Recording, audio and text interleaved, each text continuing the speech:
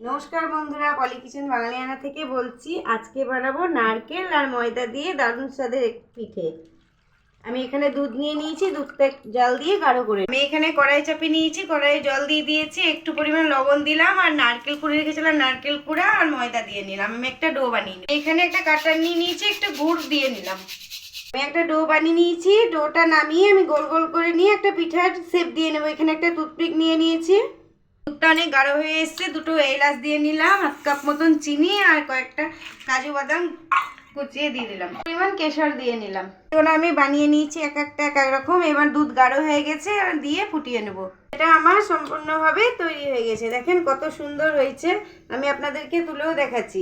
রেসিপিটা যদি আপনাদের ভালো লেগে থাকে তাহলে আমার চ্যানেলটা সাবস্ক্রাইব করে আমার পাশে থাকবেন। আর আপনারা বাড়িতে বানিয়ে অবশ্যই খাবেন। আর লাইক শেয়ার কমেন্ট করতে